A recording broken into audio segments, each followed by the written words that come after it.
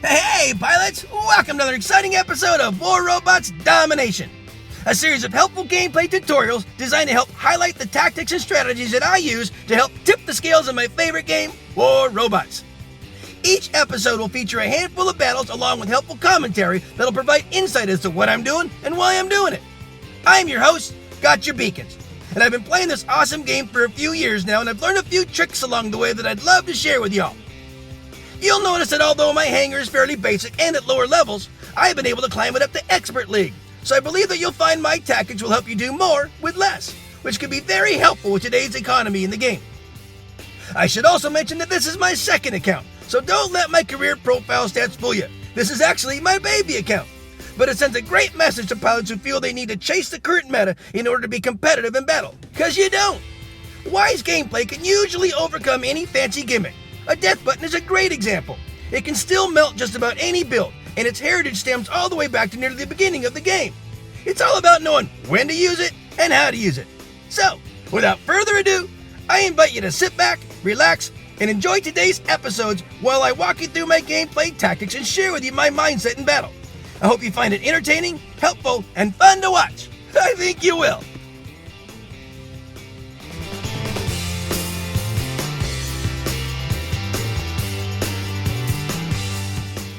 I'm going to call this battle Tipping Scales, and I'll explain why as we go along here, guys. Enjoy my friends in the background and status as they play their super cool song, Woodish. I'll put a link to their website on the description of this episode.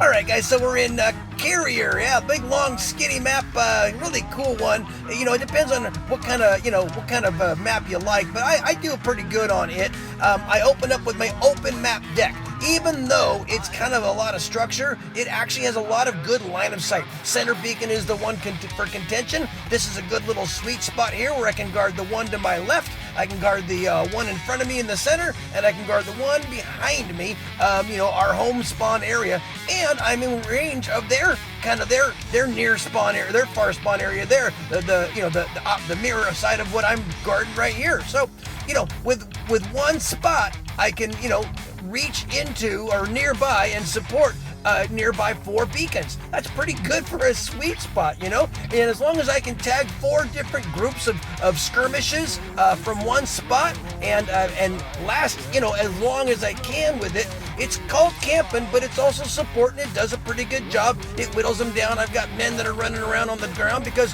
some people like to brawl. Some people like to cap. Some people like to do a little different things. And as long as you have a balanced team and they're all doing a little bit of everything, that's all you need to do on Domination. This is Domination, guys. You don't have to be aggressive at the beginning of Domination.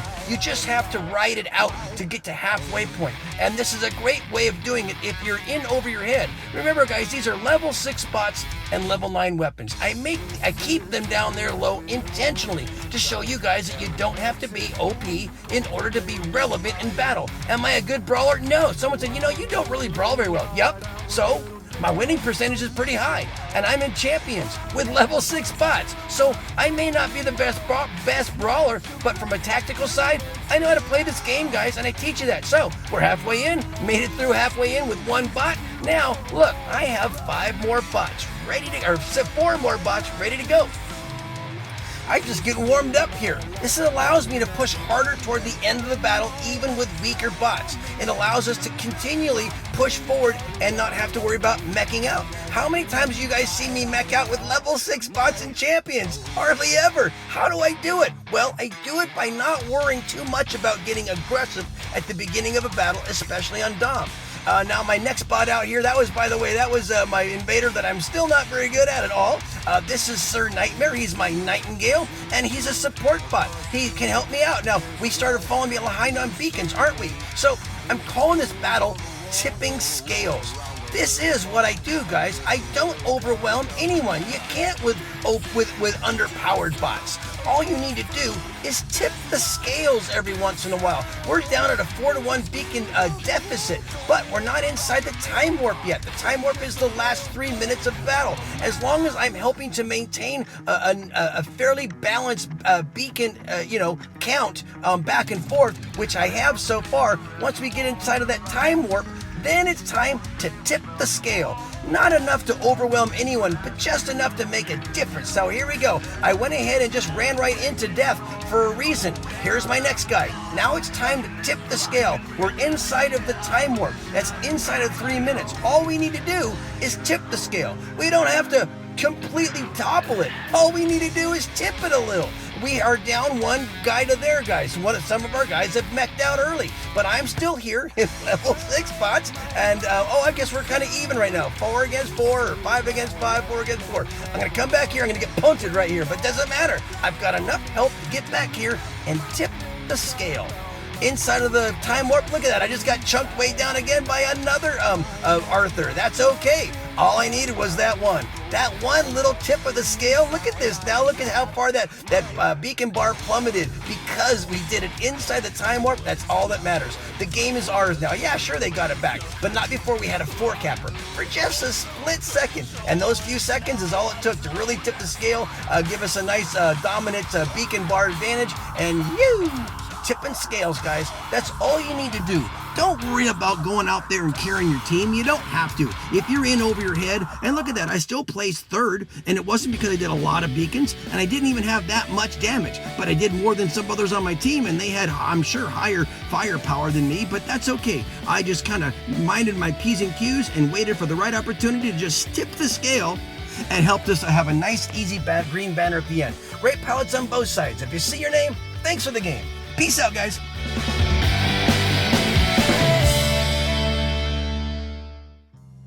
I'm going to call this battle Monster Trap. And you're definitely going to want to stick around and learn an amazing little tactic, guys. It works so well. Enjoy my friends in the background and status as they play their awesome song Theta. I'll put a link to their website on the description of this episode. All right, so we're in Rome, as you know, and this is my closed map deck. I'm going to bring in little Mjolnir. He's my Phantom. He's got the igniter on the medium weapon, and he's got a set of rhymes on both sides. Kind of freeze him and chuck some ice cubes at him, and then burn him down there.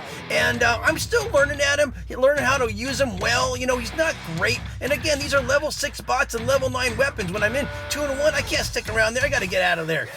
Barely made it out with my life, and I don't know where I'm going to go with him now. But you know, I'm watching the panicometer, and you know, I realize that right now the Reds are being really, really aggressive. And again, I'm in with champions right now. This account has climbed to champions with level 6 bots. You know, my tactics work. I have a pretty decent win record. I learned how to tip the scales even with these lightweight bots, and because of that, I have a you know, kind of a winning. You know, I'm above 50%, and you get a lot of honor points by playing it smart.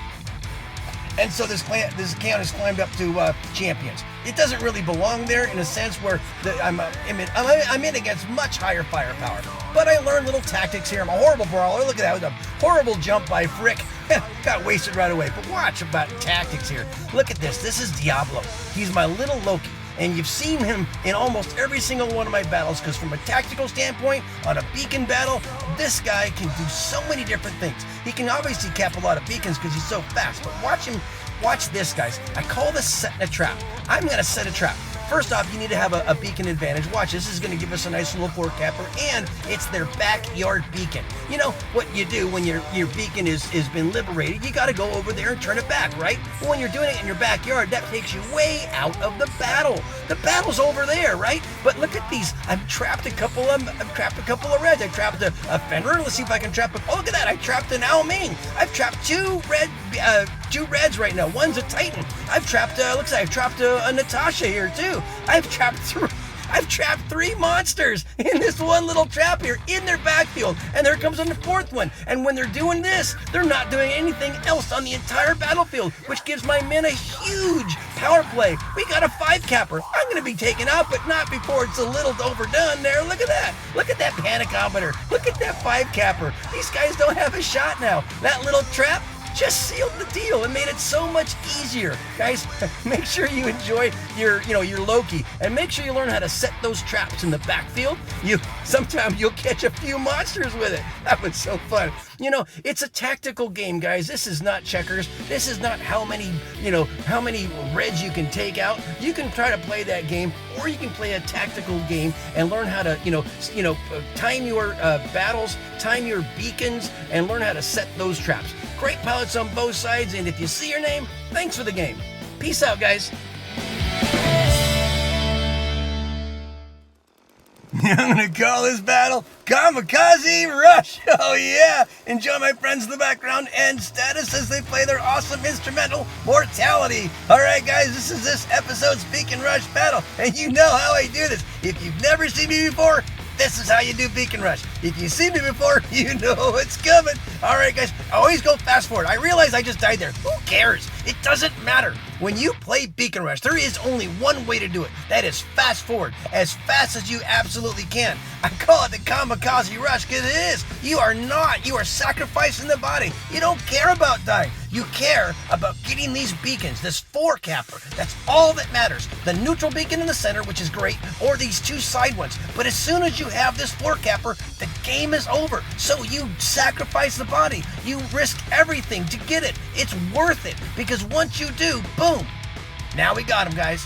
This game is ours. It doesn't really matter if they spawn and kind of come in because we are spawning right on top of this beacon. They can't go sideways. They can't go anywhere without meeting us head face on. It doesn't matter. I'm in level 6 spots and these are champions I'm facing. It doesn't matter. It's kamikaze time. This is how you do Beacon Rush. And if you're a captain, teach this. If you're a friend of someone who plays Beacon Rush, tell him this. If you're not liking Beacon Rush because it always seems kind of confusing to you, not like Domination, this is how you do it, guys.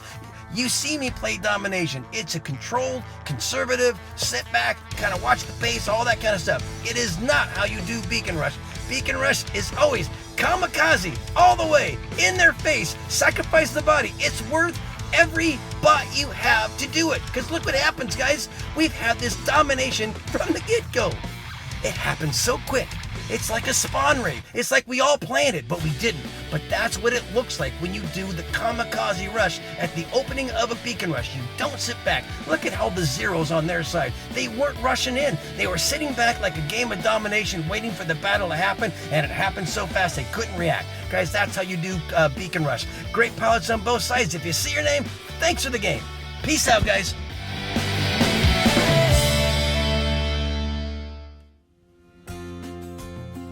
Well, friends, that just about wraps it up for another episode. Thanks so much for watching. I hope you enjoyed what you saw and were able to take something you learned and use it in battle. I add content to my YouTube channel on a regular basis, so if you like what you see, please tap on the subscription button and then tap the bell to be notified when new episodes are released. Or just click on an old episode and maybe catch another tip that'll help you up your game. Also, Discord is a great way to connect with other amazing pilots, keep up on the latest news, and learn more ways to improve your gaming experience. Without question, one of the best Discord servers out there is War Robot's Master Pilots.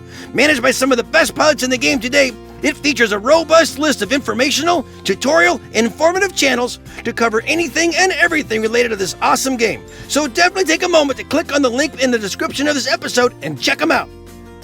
Finally, my goal is to provide you all with entertaining and helpful information that'll help reduce the frustration and increase the fun. So, if you feel these videos are helping you, please share them with a friend, someone you think might benefit from them. Well, that's about it for today, guys. As always, keep them blue out there, and I hope to see you on the battlefield. Just make sure you're having fun, because if you're not, you're doing it wrong. I love you all for your support. Play well. Peace out.